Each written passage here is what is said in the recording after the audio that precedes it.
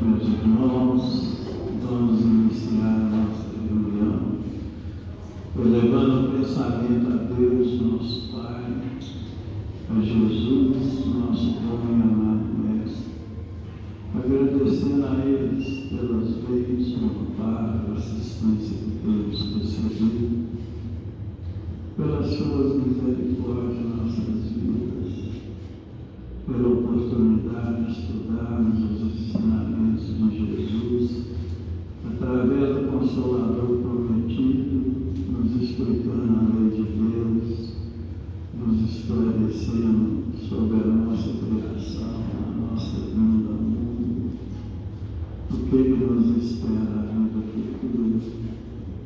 Pedimos, Senhor, que a nossa visão espiritual seja aumentada, seja acrescentada, para que possamos extrair das lições da noite aquilo que mais necessitamos. Ave Maria, cheia de graça, o Senhor é convosco. Bendita sois vós entre os anjos, bendito o fruto do vosso ventre nascido, Jesus. Santa Maria, Mãe de Jesus, rogai a Deus por nós, pobres pecadores, encarnados e desencarnados, hoje, agora e sempre, que assim seja. E em nome de Deus, nosso Pai, de Jesus, nosso bom e amado Mestre, e de Paulo de Tarso, patrão de nossa casa de oração, estudo e trabalho, estamos iniciando a nossa reunião da noite, na santa e bendita paz do Senhor, que assim seja. Meus irmãos, essa noite, dos nossos estudos, as nossas reflexões, nós temos o capítulo 6 do Evangelho segundo o Espiritismo, que tem o título de Cristo Consolador. Os nossos estudos se referem ao item 3 do Sermão de São João, em que Jesus nos fala: se me amais, guardai os meus mandamentos, e eu rogarei ao Pai, e Ele vos enviará outro Consolador, a fim de que fique eternamente convosco. O Espírito de verdade, que o mundo não pode receber, porque não o vê e absolutamente não o conhece. Mas quanto a vós, conhecê-los-eis, porque ficará convosco e estará em vós. Porém, o Consolador, que é o Santo Espírito, que meu Pai enviará em meu nome, vos ensinará todas as coisas e vos fará recordar tudo o que vos tenho dito. São dos Reis de São João, capítulo 14, versos 15 a 17 e 26. Conjugado com essa lição, nós temos a questão 658 do Livro dos Espíritos, quando foi perguntado a eles: agrada a Deus a prece? E eles responderam: a prece é sempre agradável a Deus quando ditada pelo coração, pois, para Ele, a intenção é tudo. Assim, preferível-lhe é a prece do íntimo à prece lida, por mais bela que seja, se for lida mais com os lábios do que com o coração. Agrada-lhe a prece quando dita com fé, com fervor e sinceridade. Não creais, porém, que torque a Deus a prece de um homem fútil, orgulhoso e egoísta, a menos que signifique de sua parte um ato de sincero arrependimento e de verdadeira humildade. Essa noite nós contamos com a colaboração dos nossos irmãos Dona Luzia e Luiz, passando a palavra ao Luiz.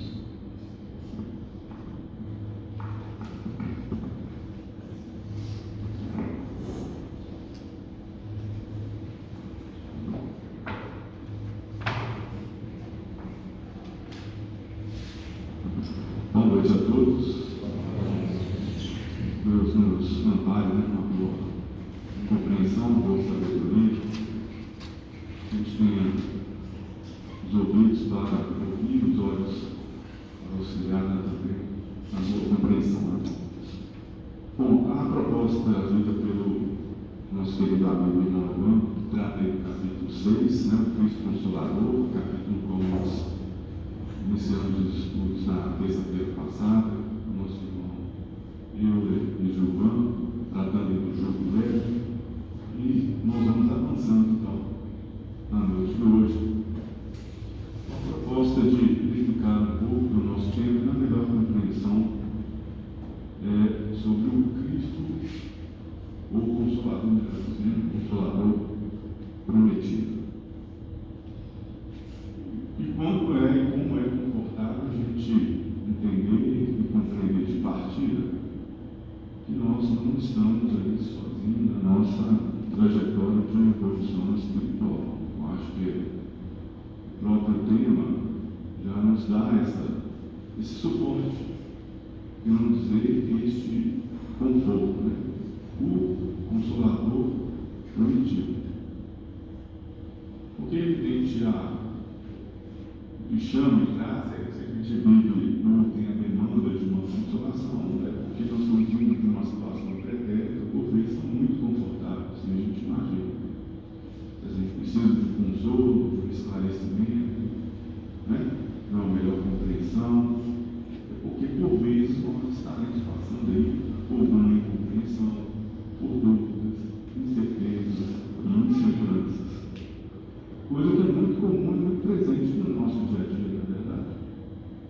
Quantas e quantas vezes nós já nos deparamos com essas situações, mas mesmo corriqueiro, como por exemplo, a gente está andando de carro, se uma informação de uma padaria, um endereço de uma pessoa querida que você não tem, a primeira vez que você vai num lugar, você encontra alguém que te dá uma informação precisa, Quantas e quantas vezes você está num ambiente de trabalho, surge uma dúvida no trabalho, você reporta um amigo ou seu chefe, busca pela informação, não encontra a informação, você se sente seguro. E assim vai no nosso outros ambientes de vivência social, humanitária. Ou seja, a dúvida, a incerteza, a segurança faz parte do nosso crescimento e do crescimento de cada um. E como tal, Deus, nosso Pai, Jesus, nosso amado Mestre, cientes e conscientes disso, já nos prepara para que a gente possa enfrentar esses momentos, sobretudo diante das aflições, das inseguranças, dessas incertezas, como o que propõe quando você vai estudar a perspectiva, por exemplo, da ordem e do aspecto da dimensão moral. Porque nós sabemos que nós vivemos num mundo de provas e expiações. Portanto, para cada um de nós, não é uma situação ou nós vivemos num ambiente de grandes facilidades, por assim dizer. Porque as provas ou as expiações vão gerar em nós comportamentos de grandes incertezas e grandes inseguranças. De como saber lidar, sentir, agir, ouvir, dominar o nosso comportamento. E interessante que a passagem de hoje é expressa ou está no registro de São João. Mas quando você revisita o Evangelho do Novo Testamento, é uma passagem que Jesus tem contado em Filipe e Tomé, que alguns autores descrevem que foi naquele momento também da Santa Ceia, como se dizer. Portanto, naquela ambiência que Jesus já se prepara, na perspectiva de, entre aspas, despedir aqui, vai passar pela crucificação e depois vai estar entre a gente. Mas é um momento que ele dá um retoque. o toque final, nas suas tratativas, nos seus esclarecimentos, nas suas preocupações, e deixar o melhor cenário possível, o conforto possível para os apóstolos e seus discípulos. E vejam só como é retratada para que a gente possa ter uma melhor compreensão deste cenário. Então, está no capítulo 14, e é colocado: Jesus é o caminho, é a verdade e a vida. Não se perturbe o vosso coração. Crede em Deus, crede também em mim. Na casa de meu pai há muitas moradas. Se não fosse assim, não teria dito que eu vou preparar um lugar para vós. E se eu for e preparar um lugar para vós, venho novamente e vos tomarei para mim mesmo, a fim de que, onde eu estiver, vós estejais também. Sabeis o caminho aonde vou. Aí vem Tomé: Senhor, não sabemos aonde vais. Como podemos saber o caminho? Jesus disse: Eu sou o caminho e a verdade e a vida. Ninguém vem ao Pai senão por mim. Então imaginemos essas tratativas, de Jesus com esses discípulos, e por vezes, se não conosco, Se me conheceis, conhecereis também o meu Pai. Desde agora o conheceis e contemplais. Aí vem Filipe e diz: Senhor, mostra-nos o Pai, isso nos é suficiente. Aí Jesus responde: Filipe, por tanto tempo estou convosco e não me conheceis? Quem me vê, vê o Pai. Como dizes tu, mostra-nos o meu Pai? Não crês que eu estou no Pai e o Pai está em mim? Então, tudo que Jesus explicou, deixou, nos exemplificou, é por meio de intervenção de Deus. Trocando miúdos, é o que ele fez, nós devemos seguir e ter certeza que aquilo é a referência, não é o desígnio de Deus. Então, crede em mim porque eu estou no Pai, e o Pai está em mim. Crede ao menos por causa das mesmas obras. Em verdade vos digo: aquele que crê em mim, as obras que eu faço, ele também fará, e fará maiores do que estas, porque eu vou para o Pai. E o que pedis em meu nome, isso farei, a fim de que o Pai seja glorificado no Filho. Se me pedistes algo em meu nome, eu farei. Se me amares, observares os meus mandamentos, assim você chegará. E eu rogarei ao Pai, e ele vos dará um outro Paracleto, que é um outro Consolador prometido. Então, ou seja, se a gente ama, se a gente acredita nos ensinamentos, no caso aqui de Jesus, em qualquer circunstância que a gente pedir levar o nosso pensamento a ele, vai nos retribuir. E aqui já antecipou: eu vos enviarei um Consolador prometido. Então, se você acredita, a gente acredita em quê? Quais foram os ensinamentos de Jesus? Em síntese, ele falou: amar a Deus sobre todas as coisas, o próximo, como a ti mesmo. Mas se a gente quiser fazer uma extensão, nós vamos lembrar do que sermão, um monte, não é verdade? O que nos ensinou? Seja caridoso, bem-aventurado dos aflitos, bem-aventurado misericordioso, respeitar o nosso pai, a nossa mãe, não é assim? Então, ou seja, ele deixou uma série de orientações que a gente deve seguir como conduta. E se em qualquer momento, no instante, a gente assim refletir junto a ele, ele vai estar bem disposto a mandar. Ele vai falar: olha, eu vou mandar um Consolador, que aqui a gente vai entender como o Espírito da Verdade, que vai te auxiliar nisso, vai reviver tudo isso, vai relembrar tudo isso que nós passamos, que foi deixado por mim aqui para vocês. Naquela perspectiva, fique tranquilo, vocês não estarão sozinhos. E a gente não pode vir para o primeiro, onde nós não estivermos reunidos, eu estarei lá aí. Então nós não estamos sozinhos. E a oportunidade, como por exemplo estamos tendo hoje, de estudar em coletividade, é isso. E nessa passagem de Tomé, de Filipe e Tadeu, que vem isso, que vem essa assertiva. Então eu rogarei ao Pai, e ele vos dará outro Consolador, a fim de que esteja convosco para sempre. o Espírito da verdade, que o mundo não pode receber, porque não o contemplou nem o conhece. Não os conheceis, porque permanece junto de vós e estará entre vós. Não nos deixarei órfãos, venho para vós. Então nós não estamos órfãos. Nós não estamos órfãos. E o que nós vamos buscar aqui a doutrina espírita lança a luz é justamente isso. Por quê? A doutrina do Espírito, o estudo do Espiritismo, é a terceira revelação. Então nós vamos reportar as revelações anteriores, na verdade. A primeira, que é considerada a primeira revelação, foi a de Moisés. A segunda foi com Jesus. E a terceira revelação foi com o próprio Espiritismo, sendo isso consolador prometido. Interessante porque quando a gente percebe esse movimento, nós vamos perceber que a humanidade, assim como nós a integramos, como nós somos parte delas, é como uma criança que vai sendo educada e vai apresentando a sua evolução ao longo do tempo e do espaço.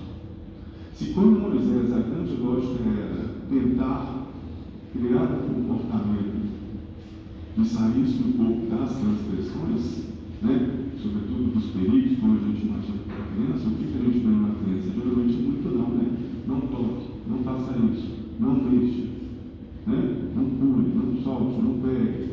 Então, muito não que vai se ouvir na perspectiva de, evidentemente, fazer com que elas sobrevivam num ambiente mais tranquilo. Numa perspectiva mais adiante, a gente pega a fase, por exemplo, da adolescência, em que você tem pensamentos vacilantes. Você às vezes consegue ouvir, mas não consegue compreender. Enquanto Jesus, então, está diante da humanidade. Eu não vim destruir a lei, mas dar o significado e o sentido a ela. O que é esse amor ao próximo? Será que é o olho por olho, dente por dente? Não é isso, Ele tem o que? Então, alargar essa nossa compreensão e permitir que a gente possa viver, conviver, sobreviver em coletividade. Que eu preciso preservar o amor, o carinho, a compaixão, a misericórdia, a solidariedade. Então são conceitos, informações que tentam se agregar a essa evolução do nosso espírito. Já passou a fase de não toque, não pise, pega a pá, cuidado com o choque, cuidado com a tomada, não é isso? Uma fase, um momento em que permite a gente ser chamado à reflexão, mas mesmo assim, vamos dizer, a humanidade como nós não estávamos preparados para entender a dimensão e a extensão desses conceitos. Jogando naquela perspectiva, imagina como eu vou ter amor e carinho sendo um samaritano, estando ali na Judéia, na Palestina, com um soldado romano, com um centurião, que quer destruir a minha família, retirar meus bens. Como amar o inimigo? Mas segue-se adiante. E hoje nós temos a oportunidade de pegar isso e detalhar, ou como alguns dizem, esmiuçar. Esmiuçar que é a compreensão desses conceitos, dessas palavras, dessas projeções. Porque ele, como si só, já entendia que não era possível revelar como público, que nem os próprios doutores da lei compreendiam que era necessário renascer de novo para estar no reino de Deus. O doutor da lei não conseguia ter essa interpretação. Imagina essas outras dimensões de que a vida não só encerra neste determinado momento das outras mortes, que existe vida além da morte. Como que eu explicaria isso? Como que eu poderia projetar que a gente tem que ter fé no futuro? Então precisava ainda de ter essa evolução, esse acompanhamento de todos nós, mas ele já lança essa dimensão de que, então, nós teríamos ainda assim essa necessidade de ter um instrumento, um apoio, uma sustentação para avançar nessa compreensão daquilo que por vezes nos vai tocar no nosso dia a dia. Que é o que nós vamos compreender espiritismo aí vem. O espiritismo não vem para também destruir a lei. Ele vem para detalhar, né, esses ensinamentos, né, de Jesus, assim como ele fez. Eu não vim destruir a lei, ele dá esse significado, esse é o espiritismo. Ele vem aumentar, ampliar a nossa capacidade de compreensão do ensinamento básico da lei básica que Deus coloca para que a gente cumpra. Ter, ou seja, né, amar a Deus sobre todas as coisas, os seus ensinamentos. A gente fazendo isso no próximo como a nós mesmos. São as referências que nós devemos buscar e por aí perpassam. E quando a gente revisita, por exemplo, essa lógica do Espiritismo, nós vamos encontrar aqui no livro do escritor Allan Kardec, chama o Espiritismo na sua expressão mais simples. Ele teve essa perspectiva de fazer quase um consolidado da lógica da doutrina espírita, e a gente começa a entender esse movimento, né, de tentar, aí quanta coisa vai aparecendo como novo, vai abrindo esses horizontes para que a gente possa suportar e compreender onde nós podemos buscar a sustentação diante dos desafios que nós temos na lógica da vida corpórea, né, sobretudo corpórea. E aqui ele apresenta uma síntese que eu vou passando aqui, no esforço de síntese. Então ele vai listando aqui no livro, só para vocês terem ideia, ele coloca resumo do princípio dos espíritos, há mais de 35 pontos, ele vai falando de maneira simplificada, que percorre a doutrina espírita. Né? Então Deus é a inteligência suprema, causa primeira de todas as coisas. Deus criou a matéria que constitui os mundos, também criou seres inteligentes que chamamos espíritos, encarregados de administrar os mundos materiais. O espírito, propriamente dito, é o princípio inteligente. Os espíritos são seres individuais. Têm um invólucro etéreo, imponderável, chamado perispírito. Os espíritos povoam o espaço e percorrem com a rapidez do relâmpago, constituem um mundo invisível. A origem e o modo de criação dos espíritos nos são desconhecidos. Sabemos apenas que são criados simples e ignorantes. O livre-arbítrio se desenvolve nos espíritos no mesmo tempo que as ideias.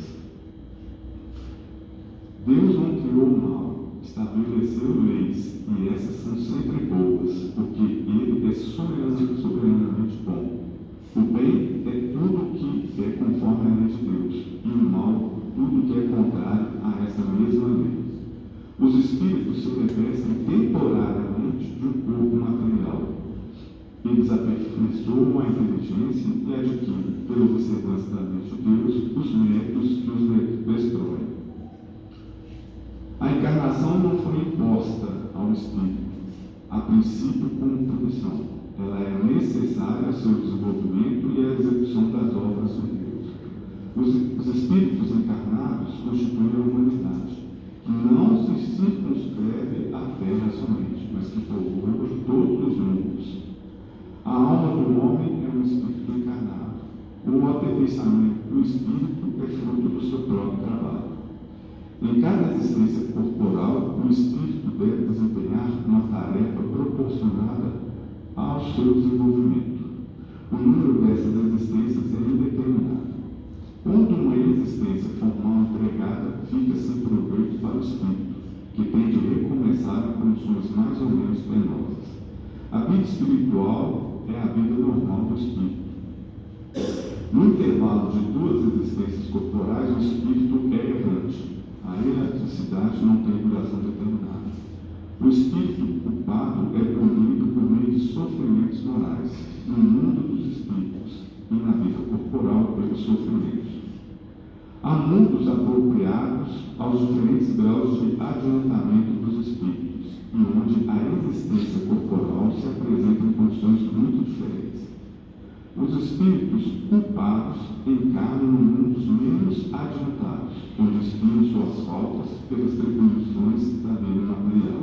A Terra é um desses mundos. E aí vai. E aqui mais para o final ele faz uma reflexão sobre a questão do espírito consolador. Né? Então, mediante essas encarnações sucessivas, o espírito, tendo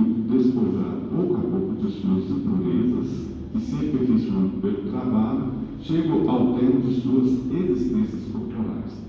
Passa então a pertencer à ordem dos espíritos puros. Ok. Sendo os homens espírito e expiação na terra, Deus, como bom Pai, não deixou entregue a si mesmo, sem guias. Em primeiro lugar, ele tem os seus espíritos protetores, ou anjos da guarda, que por eles velam e se esforçam por conduzi-los ao bom caminho. Tem ainda os espíritos em missão na terra, espíritos superiores que de vez em quando encarnam entre eles pelos seus trabalhos de iluminarem a estrada, fazendo avançar a humanidade. Embora Deus haja gravado sua lei na consciência, julgou por bem formulá-la explicitamente. Primeiro lhes enviou Moisés, mas a lei de Moisés era apropriada aos homens de seu tempo. Eles não lhe falou senão da vida terrena, de penas e recompensas temporais. Veio em seguida o Cristo contemplar a lei de Moisés, por meio de um ensino mais elevado, a pluralidade das existências, a vida espiritual, as penas e recompensas morais. Moisés os conduziu pelo temor, o Cristo pelo amor e pela caridade. O Espiritismo explica as verdades desconhecidas ou falsamente interpretadas, revela a existência do mundo invisível ou dos espíritos e inicia o homem nos mistérios da vida futura. Os males que afligem os homens na terra têm por causa o orgulho e o egoísmo e todas as más paixões. Pelo contato de seus vícios, os homens se tornam reciprocamente reservados e punem uns aos outros. Se a caridade e a humildade substituíram o egoísmo e o orgulho, eles não mais buscarão prejudicar-se mutuamente. E aqui vai seguindo, os comentários em torno do que vai, como dizer assim, recheio de instrução dentro da lógica do Espiritismo. Ou seja, isso nos apresenta conceitos que seriam imaginados para a gente em outros momentos e que facilitam, por vezes, a gente alimentar a fé e a esperança. Imaginemos se nós temos a capacidade hoje de entender que existe vida após a morte. Muita coisa nos pode nos ser revelada, nos facilitar a compreensão, entender as causas e efeitos de determinados fenômenos, e isso hoje nos é revelado. Uma perspectiva nesse sentido que chama a atenção aqui, tem um livro do Haroldo Dutra, que chama O Sermão do Monte. Ele vai tratar lá no capítulo destinado, bem-aventurados os aflitos, porque serão consolados. Ele dá uma dimensão disso. E vejam só que interessante quando ele chama a atenção aqui. Jesus então segue declinando as bem-aventuranças para abordar o tema mais difícil da humanidade. Qual que é o tema mais difícil para a gente? Vamos pensar. Ele se decide aqui: é a dor, é o sofrimento. Interessante. Por quê? Porque a nossa vida é invada de dor e sofrimento, de todas as ordens. Não é só a dor e o sofrimento físico, são as demonstrações, os conflitos, as adversidades, as inseguranças, as incertezas, as contrariedades, coisas que estão muito presentes no nosso dia a dia.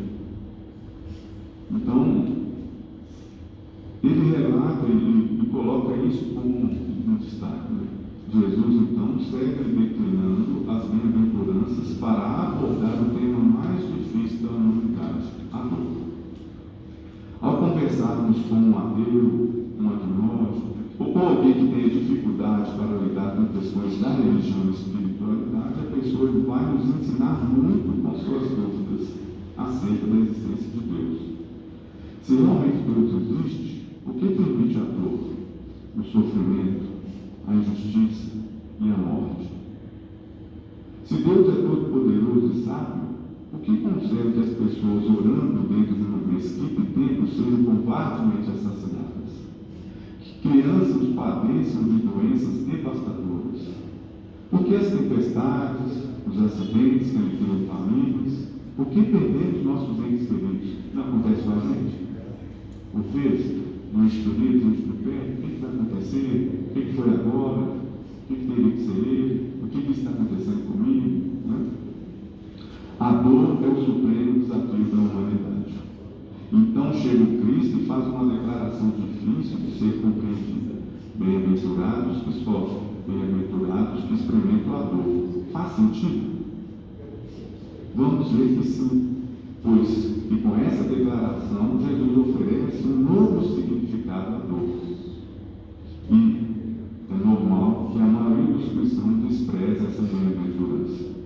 Uma das marcas da transição planetária é o aumento dos sofrimentos e infelicidade, vindo a culminar em taxas crescentes de suicídio e depressão.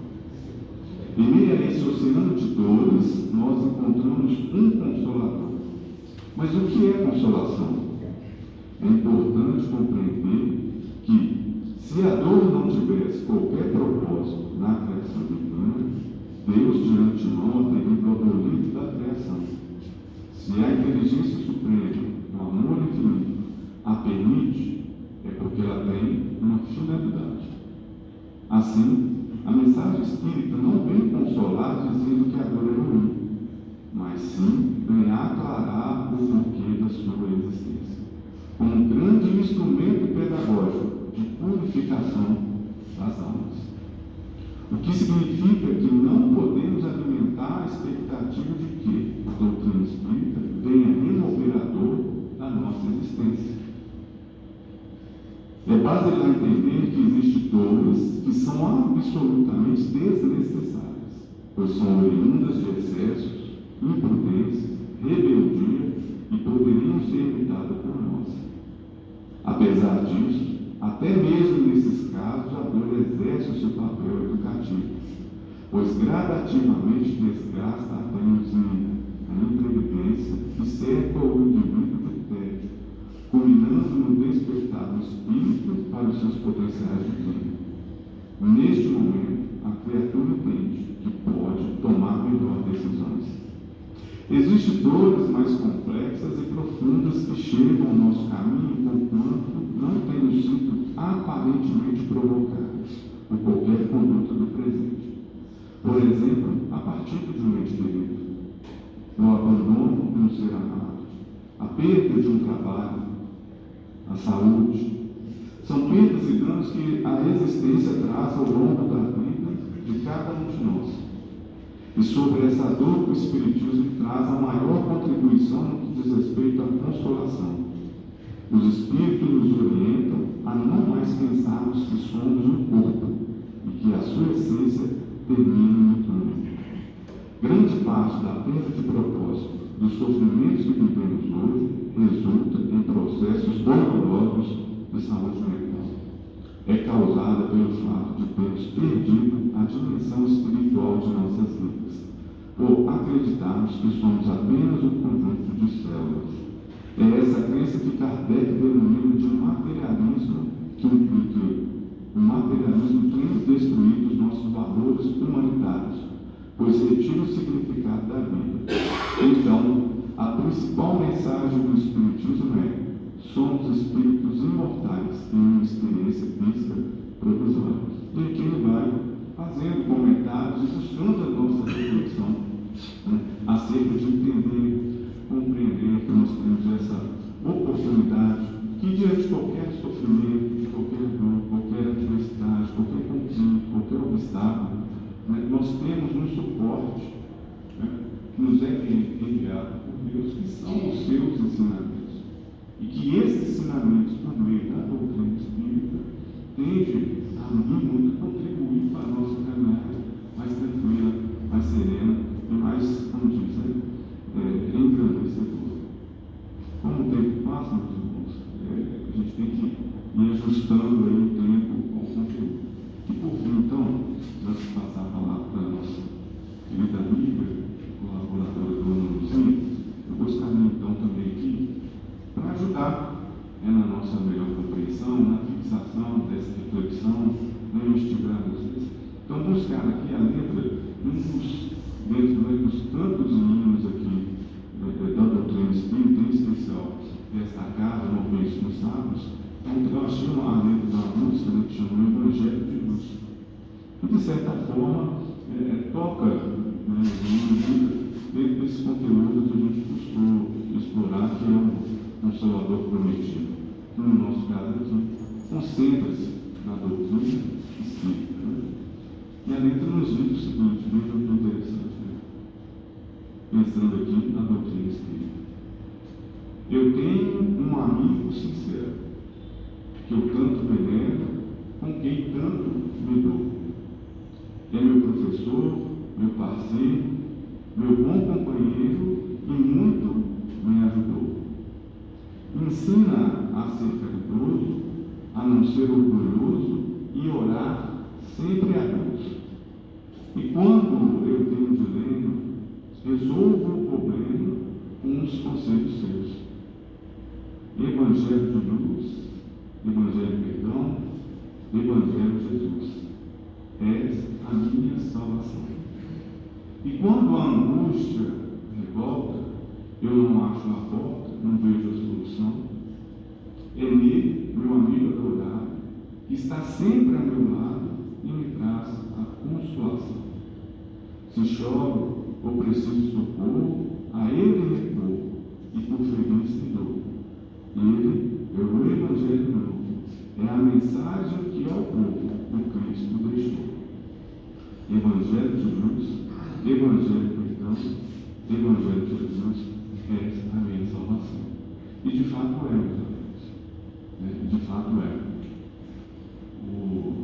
Concluindo, então, a gente tem-se uma passagem na biografia do Chico Xavier que falava, o Chico Xavier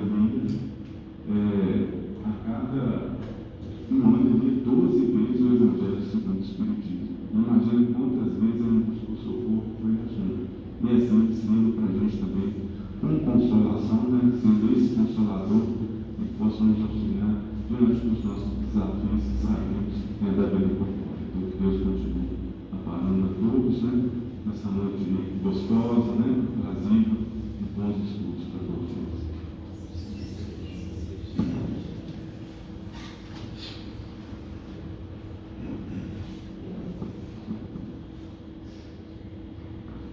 Meus irmãos, boa noite a todos. Bom, falar do contentamento nosso, né, Hudson, de estar aqui estudando os ensinamentos de Jesus, repetir várias vezes a mesma coisa, né, bater na mesma tecla. Hoje eu gostaria de iniciar a minha singela participação me lembrando aqui de um profeta da antiguidade, Jeremias.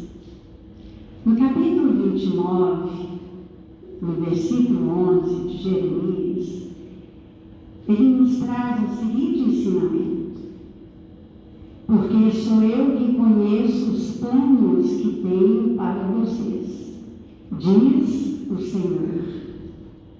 Planos de fazê-los prosperar e não de causar dano. Planos de dar a vocês esperança e um futuro. Isso foi lá bem antes de Jesus. E nós sabemos que os profetas eram missionários enviados pelo próprio Cristo. Então esse plano é realmente o propósito que Jesus trouxe quando ele veio para cá, entre nós.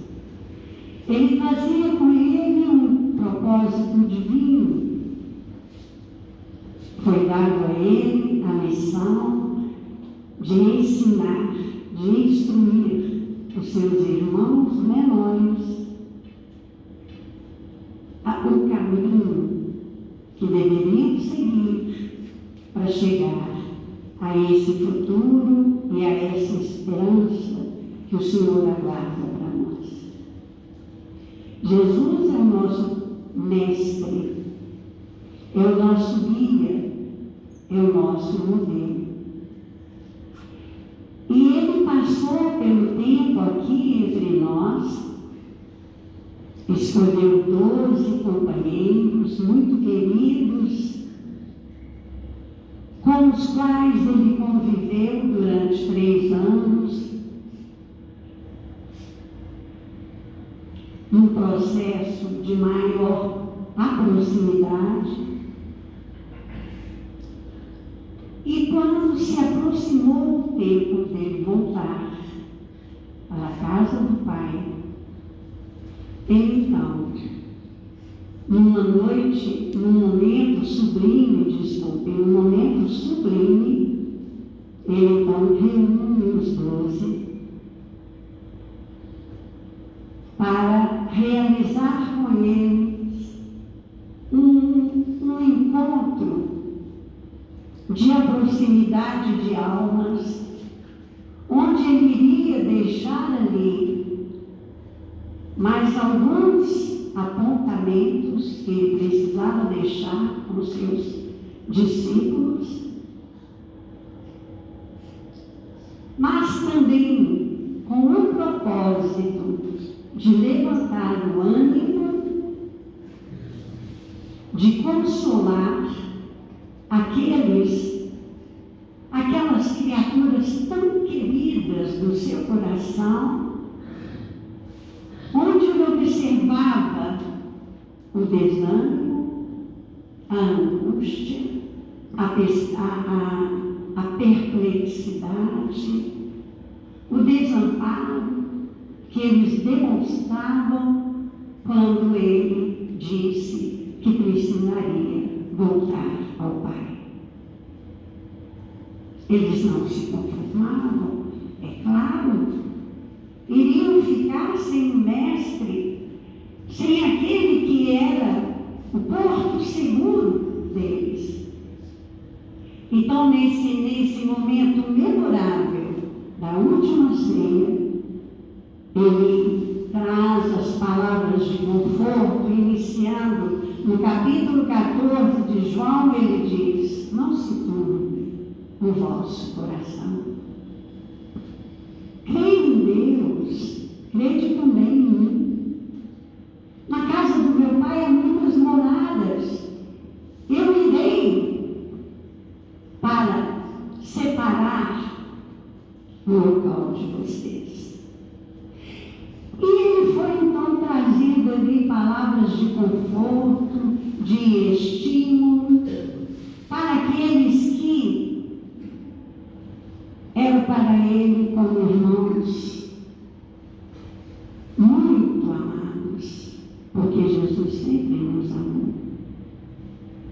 Em um determinado momento deste capítulo 14, ele então diz para eles: se me amas, guardai os meus mandamentos, e eu rogarei a meu Pai, e ele vos enviará outro Consolador, a fim de que fique eternamente convosco.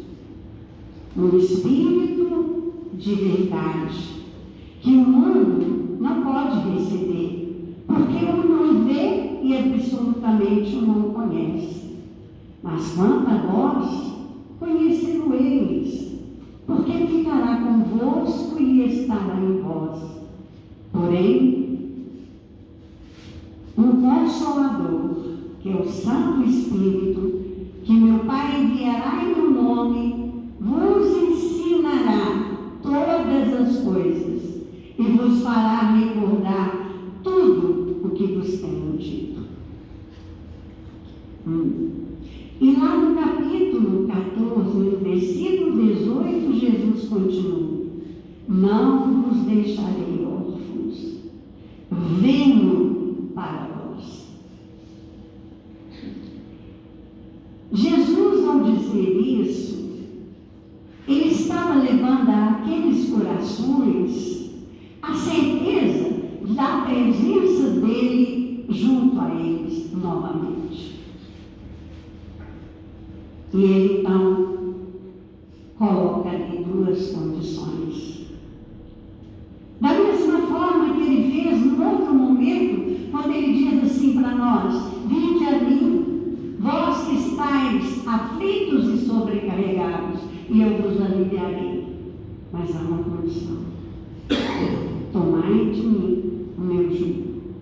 Segunda condição, aprendei de mim, que sou manso, humilde e manso de coração.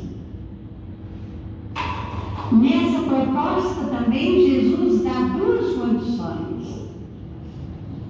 A primeira, se me amais, guardai, ou seja, observai, respeitai, acatai, vivenciai os meus mandamentos.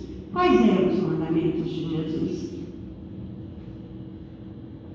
Quando ele chegou e que os fariseus começaram a dizer que ele estava contra os mandamentos divinos, o que foi que ele respondeu? Eu vim para fazer cumprir. Eu não vim destruir a lei e nem os profetas. Eu vim cumprir a lei e os profetas. Então Jesus viera para cumprir a lei. A lei. Essa mesma lei que está classificada para nós no decálogo, 10 mandamentos. Então os mandamentos de Jesus são: amai a Deus sobre todas as coisas. E sintetizando os 9 mandamentos do decálogo, ele diz: amai ao próximo como a si mesmo. Quem ama, não rouba. Quem ama, não mata. Quem ama, não calunia. Quem ama, não inveja. E assim por diante. Então, o que foi que Jesus veio trazer para nós? A lei do amor. Jesus é o amor encarnado entre nós. E a segunda condição é quando ele diz assim, olha, porém, o Consolador, que é o Santo Espírito que meu Pai enviará em meu nome, vos ensinará todas as coisas e vos fará relembrar tudo aquilo que vos tenho dito. Quem ensina, instrui. Então, o Consolador enviado por Jesus viria para trazer para nós a educação, a mesma educação que Jesus veio trazer para nós ao nos ensinar a entrar na jornada do caminho reto. Então, meus irmãos, se o Consolador viria para ensinar todas as coisas, é porque nem tudo Jesus pôde dizer naquela época. Nós éramos ainda imaturos, verdes, como crianças, nos primeiros aninhos da escola, porque até é a nossa escola bendita, como nos diz Emmanuel. É onde nós vamos aprender, a nossa alma, o nosso espírito vai aprender. E naquele tempo de Jesus, ele não tinha como falar tudo. Ele tentou e julgou a semente da verdade, porque Jesus é a verdade, é a luz. O próprio João nos fala isso no seu Evangelho. E a luz varou as trevas, mas não foi aceito por nós. Nós não conseguimos compreender Jesus. Então, ele nos envia o Consolador. Esse mesmo Consolador que ele pediria ao Pai e que viria o Espírito da verdade, trazendo para nós a verdade como uma luz, a nos instruir, a falar conosco, a nos fazer lembrar de tudo aquilo que Jesus havia dito aos seus discípulos e àquele povo na margem do lago, nas montanhas.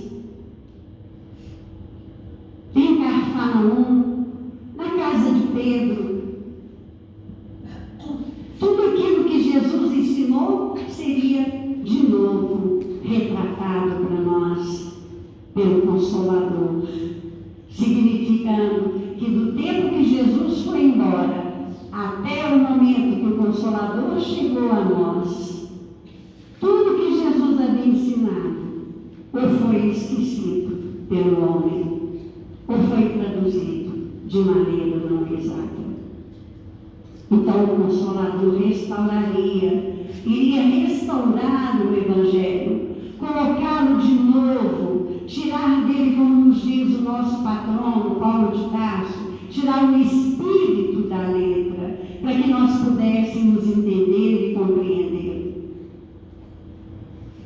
E vem então o Espiritismo, que para nós é o Consolador. Por quê? Porque é aquele que chama os homens à observância da lei divina e ensina todas as coisas. É o que o Espiritismo tem feito conosco. Vem abrir os olhos e os ouvidos, porque ele fala sem figuras, sem alegorias. A doutrina espírita é clara, é lógica. Nós conseguimos compreender. Ele vem e levanta o véu intencionalmente, lançado sobre certos mistérios que Jesus não pôde falar abertamente naquele tempo. O Espiritismo hoje vem e abre para nós. E por quê? Porque os tempos nossos é de maior maturidade intelectual, maturidade espiritual. Nós vemos aí o progresso da ciência, da inteligência, o progresso nas indústrias, o progresso tecnológico. Então hoje nós estamos aptos a receber todo esse conhecimento. E mesmo assim, ele não é a verdade integral ainda, porque muitos de nós ainda trazemos a maturidade não adequada para a verdade em todo o seu esplendor. Porque a verdade é luz, e a luz, em grande abundância, ela cega, ela não ajuda, porque nós não vamos compreender. Então nós estamos recebendo doutrina que está vindo também de acordo com a nossa compreensão, com a nossa maturidade, e cada vez mais nós vamos aprendendo e progredindo. O Espiritismo, meus irmãos, vem trazer a consolação. Por isso que Jesus fala: "E Pai vos enviará outro Consolador", porque é Ele que nos consola, atribuindo para nós a causa justa da dor, do sofrimento na terra. O Winston nos falou sobre isso, sobre a dor. A única coisa que nivela todos na terra é a dor. A dor bate numa mansão e bate também numa casa simples. A dor bate numa criança, como também bate no idoso, no adulto. Então, o Espiritismo vem e nos diz qual é a causa da dor. Atribui a ela uma causa justa, um fim útil. A dor não é má. Ela vem como uma lição para o Espírito eterno, imortal que somos nós, o Espírito imortal. Bem-aventurados os aflitos, porque serão consolados, diz Jesus. Mas, como há de alguém sentir-se ditoso por sofrer, se não sabe por que sofre? É a pergunta que Kardec faz aqui no Evangelho. Como que nós vamos entender a dor se nós não sabemos por que ela existe? E aí a doutrina espírita vem e explica para nós o porquê. Muitas vezes é algo de outro tempo que está vindo bater na nossa porta agora, porque agora nós temos ombros fortes para supor. suportar. Outras vezes é de agora, na nossa intemperância, na nossa falta de vigilância. Impulsionados às vezes pelo orgulho, pela vaidade, pelo egoísmo, nós criamos situações de dor hoje mesmo. E elas vêm e chegam até nós. E a doutrina nos explica isso também. Ele mostra, a doutrina bem nos mostra o objetivo do sofrimento, apontando como crises salutares que produzem a cura da nossa alma. Nos mostra como um meio de depuração que vai garantir a felicidade nas nossas existências futuras. A minha existência futura depende do meu plantio hoje, assim como o que eu estou colhendo hoje depende do que eu plantei lá no passado. Mas Deus é Pai, é misericordioso, é bom, justo. Ele não me deixa colher enquanto não tiver os meus ombros fortes. Jesus nos ensinou isso. Ele diz assim para nós: o Pai não coloca fardos pesados em ombros fracos. E o próprio Cristo nos diz: o meu jugo é suave, o meu fardo é leve. O mundo é que nos dá fardos pesados. As consequências das nossas sementeiras é que trazem para nós fardos pesados. E continua Kardec dizendo para nós assim: olha, o Espiritismo nos traz ao homem a fé inabalável no futuro. E a dúvida pungente não mais seria a costa da alma. Então, quando nós duvidamos, quando nós questionamos, o Espiritismo nos responde o porquê das coisas, de onde nós viemos, para onde nós vamos e o porquê que nós estamos aqui.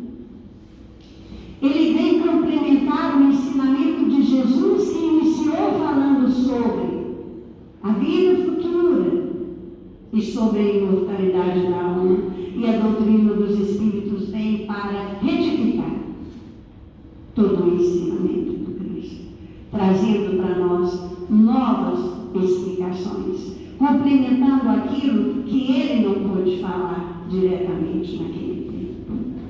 Esse é o Consolador. É por isso que Jesus diz: eu não vos deixo órfão, eu volto para vocês, porque a falange está sobre a égide de Jesus, a falange do Espírito da Verdade está sobre a égide dele. É ele que direciona todo esse trabalho, porque ele não nos deixou órfãos, porque ele está aqui conosco, porque ele nos ama, e porque o propósito dele é um propósito divino, de encaminhar as ovelhas. Nenhuma das minhas ovelhas se perderá no redil. É encaminhar os seus irmãos mais novos para a perfeição, porque esse é o objetivo da nossa reencarnação. É buscar aqui neste mundo o aprendizado para adquirirmos condições de adquirir mais lá na frente a nossa perfeição relativa. O Pai nos criou perfectíveis, e esse é o trabalho de Jesus. E é por isso que ele nos enviou a doutrina espírita. Então, meus irmãos, terminando, só para que a gente tenha um livro, não vai dar para eu ler, porque meu tempo já chegou, mas eu vou dar aqui o livro da Esperança, no capítulo 15. Emmanuel nos traz uma mensagem lindíssima a dizer para nós esses dois propósitos que Jesus nos colocou aqui no seu ensinamento, né? Quando ele diz que enviaria o Consolador para nós, essas duas condições: amar o nosso próximo como a nós mesmos, amar sempre, amar a Deus sobre todas as coisas, amar o próximo como a nós mesmos e instruir-nos. E é interessante que no item 5 desse capítulo 6, o Cristo Consolador, nós temos uma mensagem na instrução dos Espíritos, no item 5, que o Espírito da verdade vem dizer para nós, espíritas, no item 5, vamos lá: espíritas, amai-vos, este o primeiro ensinamento, instruí-vos, este o segundo. Então, esta é a base do Espiritismo: amor e educação. O Espiritismo veio para educar o homem moralmente, veio fazer o que Jesus já vinha fazendo no tempo dele, nos instruindo, nos ajudando a compreender melhor a relação nossa conosco mesmo, a relação nossa para com o nosso próximo e a nossa relação, que é primordial para com o nosso Pai Criador. É esse o trabalho do Espiritismo. Então, Emmanuel traz uma lição lindíssima, onde ele fala: espíritas, instruídos. Não vai dar tempo de ler, porque o meu tempo já chegou, mas quem puder e tiver o livro, leia. É muito bonito a lição, né? É um convite, é um apelo de Emmanuel a cada um de nós, para que nós possamos entender que, se não estudarmos, se não amarmos, o Consolador não vai fazer a nossa mudança. Por isso que é uma condição: se me amais, guardais o meu mandamento.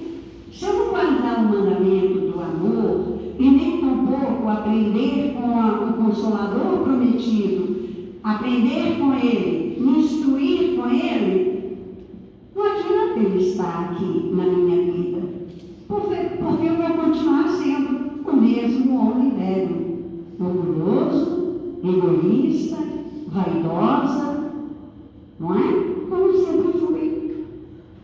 Então é necessário que nos esforcemos, meus irmãos, para buscar na doutrina, com consciência de que ela está sendo dirigida pelo nosso Cristo. A doutrina é o Cristo entre nós novamente, por meio do quê? Dos seus ensinamentos. Porque doutrina espírita é cristianismo revivido. Que Jesus nos abençoe a todos.